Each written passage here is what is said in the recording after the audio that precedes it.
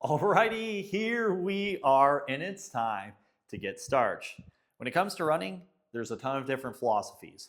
There's a bunch of methods, and depending on who you follow on Instagram or who your coach was, they're going to say this is the right way to run, and that's the wrong way to run.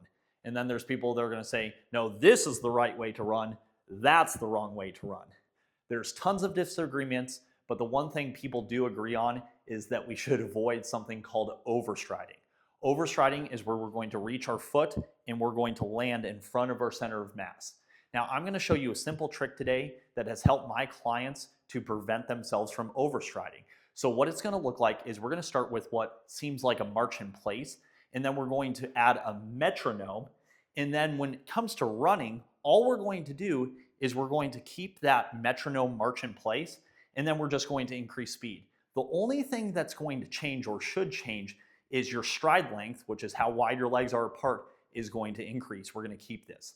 Now, this video is not debating about whether you should land on your midfoot, forefoot, or any of that. We're not talking about what's optimal strike. We're talking about just preventing overstriding right now. So I don't care if you're heel striking, midfoot, forefoot, as long as we prevent overstriding, that's our goal with this video.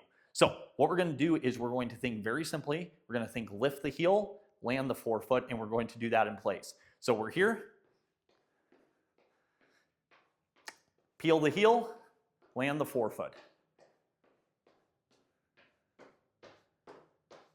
Now, to add a metronome, we will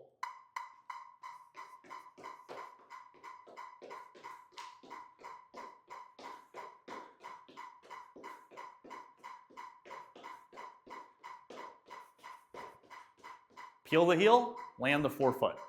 Then what we're going to do is we're going to head to the treadmill, and nothing should change, okay? So one of the big mistakes people make when it comes to overstriding is they tend to try to kick their heel to their butt. I want you to think about that, and we're just going to translate to a run. So ready? Lift the heel, land the forefoot.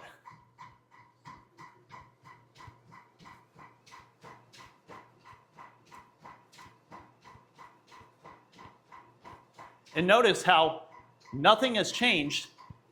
Now I'm just up to speed.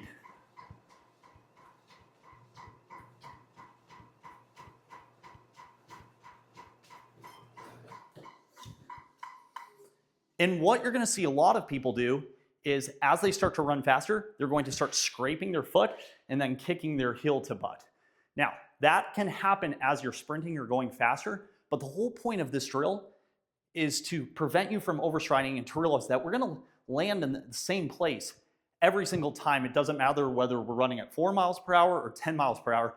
We want to try to nail that. So we're doing our lift the heel, land the foot, and then I want you to use a metronome. And I think this simple drill will change the way you run forever, and that's how we get starched.